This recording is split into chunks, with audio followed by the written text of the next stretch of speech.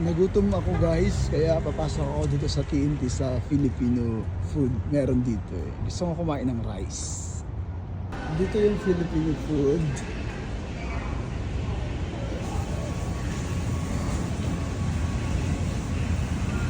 Ayun yung dinuguan. Te, magkano yung dinuguan nyo? Ito yung size namin. Ah, yung size? Sizes. May ano yan, wala pang rice yan? Meron po kami ice yung combo. Okay. So, dalawang item, $13. $15, $13 plus tax, dalawang item. So, kunin ko yung dinuguan at saka bihon. Dinuguan. Damihan mo, ma'am. Tapos, yan. Vlogger yung kuya. Nag-vlog lang. Ano pa kuya? Yun lang. Nakain tayo dito kuya. Ah, Gusto niyo sabaw kuya? sige ma'am, pahingi ng sabaw. Saan ba yung masarap? Ito siguro masarap, no? Ano to? Sinigang na ka-apres. Yung isa, yung baboy na lang. Libre yan, ma'am. Ito, ang sabaw. Oo. Lagyan mo ng laman. Ano na? Yung taba. Ayun. Guys, ito yung nabili ko. Dinuguan, bihon, kanin, may tubig, at saka, yan, binigyan niya ako ng isang taba. So, for $13 dito sa Pinoy Kitchen. Yan, nag-crave talaga ako, guys. Sarap ng sabaw. Tsaka, sabi ko, bigyan niya ako ng kasabaw lang dapat. Binigyan niya ako ng isang slice na karne.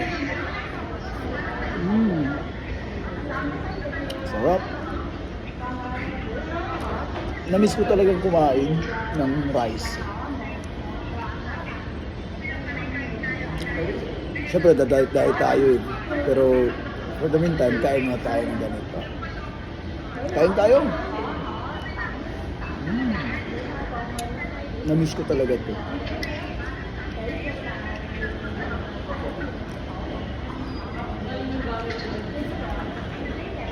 Ngayon, Sunday dito, wala akong trabaho sa subcon ko sa paglilinis ng bahay. Wala rin akong trabaho sa condo, sa full-time job ko. Pero, magdo-DoorDash ako ngayon whole day. Diba? Everyday, trabaho. Nangitinitin ko.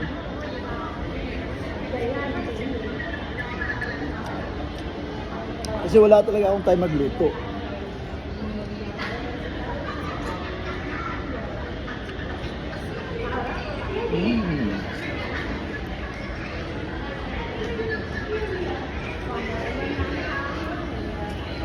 Sarap.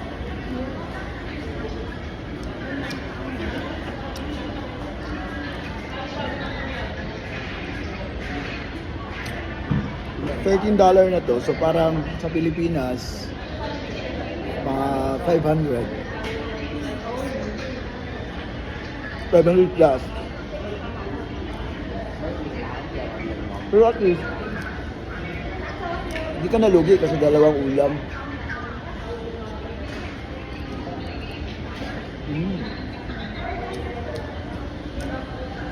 So sige, babay na muna. Kakain muna ako.